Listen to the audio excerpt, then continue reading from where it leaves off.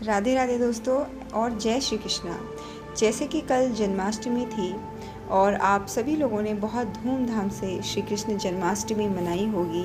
अपने घर में अपने परिवारजनों के साथ, अपने सगे संबंधियों मित्रों के साथ आपने धूमधाम से मनाई होगी और हमने भी मनाई। बहुत सारे लोग जिनकी अटूट श्रद्धा होती है भगवान श्री कृष्ण में, उनके अनेक रूपों की पूजा करते हैं। कोई उन्हें गोपाल बोलता है तो कोई उन्हें माधव बोलता है, कोई उन्हें माखन चोर कहता है तो कोई मुरलीधर कहता है और कोई कहता है उन्हें लड्डू गोपाल। तो आज मैं आपको उनके लड्डू गोपाल कहे जाने से संबंधित एक कहानी सुनाना चाहूँगी। हो सकता है बहुत सारे लोगों को ये कहानी पता भी हो, और अगर पता है तो भगवान श्री कृष्ण की कथा समझ कर सुन लीजिए। अगर नहीं पता है तो आपको भी पता चल जाएगी। तो दोस्तों, ब्रज धाम में भगवान श्री कृष्ण के एक परम भक्त रहा करते थे जिनका नाम था कुंभन दास, और उनके पुत्र थे, उनका नाम था रघुनंदन। जो कुंभन दास जी थे वो हर समय भगवान श्री कृष्ण की भक्ति में लीन रहते थे, उनके व्रत उपवास करते थे, उनकी सेवा करते थे, उन्हें छोड़कर कहीं जाते ही नहीं थे, ताकि वो जो सेवा करते हैं उनके द्वारा की गई सेवा में किसी भी प्रकार का कोई विघ्न उत्पन्न न हो। पर एक समय आया कि उनके पास, क्योंकि वो पंडित थे, उनके पास एक न्योता आया वृंदावन से भागवत कथा करने के लिए, और उन्होंने मना कर दिया। लेकिन बहुत सारे जो लोग थे उन्होंने उनसे प्रार्थना की तो वे कथा में जाने के लिए तैयार हो गए।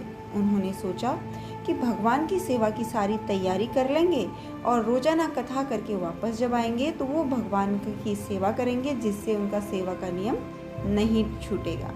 अब उनका जो छोटा सा पुत्र था रघुनंदन, उन्होंने उनको समझाया कि भोग तैयार किया गया है, तुम्हें बस ठाकुर जी को, लड्डू गोपाल जी को यानी कि भोग लगाना है। अब कुंभन दास जी ने सारा कुछ समझाया और वहाँ से भागवत कथा को पढ़ने के लिए वो प्रस्थान कर दिए।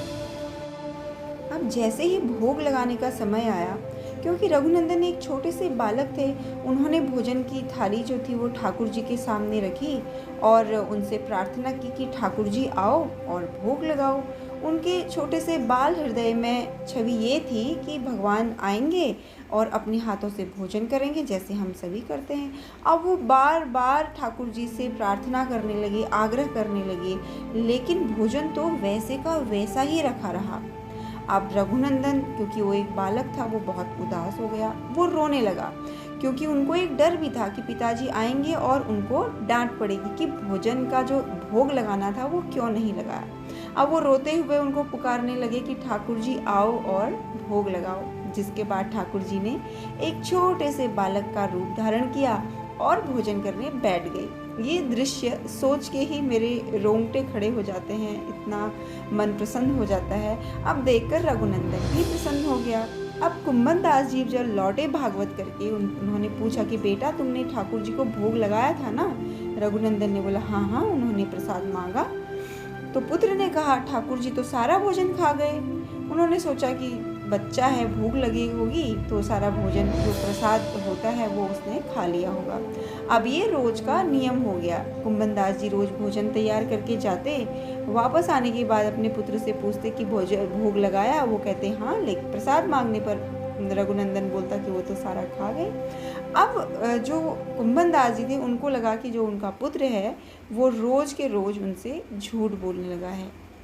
अब एक दिन वो इसी बात को चेक करने के लिए, देखने के लिए कि आखिर रघुनंदन उस भोजन का क्या करता है, कुछ अवकाश लेकर के भोग के समय में, जब भोग का समय होता है उस समय पर आए और जो लड्डुओं का भोग लगाया हुआ था थाली में, जो वो प्रातःकाल बना के गए थे, वो देखने लगे कि आखिर उनका पुत्र क्या करता है। रघुनंदन ने रोज की तरह ठाकुर जी को पुकारा और ठाकुर जी बालक के रूप में प्रकट होकर के लड्डू खाने लगे। ये देखकर तो किसी के भी आंखें भर आएंगी और रोंगटे खड़े हो जाएंगे, और यही कुंभन दास जी के साथ भी हुआ। और उन्होंने देखा कि कान्हा जी, ठाकुर जी लड्डू खा रहे हैं। वो दौड़ते हुए आए, रोते बिलखते हुए, और प्रभु के चरणों में गिरकर क्षमा करने लगे, विनती करने लगे। उस समय ठाकुर जी के एक हाथ में लड्डू था और दूसरे वाला हाथ मुंह में जाने को था कि वे वहीं पर जड़ हो गए। उसके बाद से ही उनकी इसी रूप में पूजा की जाती है और वे लड्डू गोपाल कहलाए जाते हैं।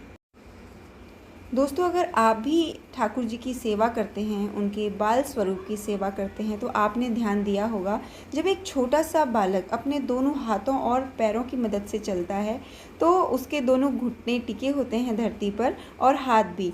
तो जो ठाकुर जी का स्वरूप में है, उनका एक हाथ ऊपर को उठा हुआ है और उसमें लड्डू उन्होंने पकड़ा हुआ है, क्योंकि वे उसी रूप में जड़ हो गए थे और तब से ही उनके लड्डू गोपाल रूप की पूजा की जाती है।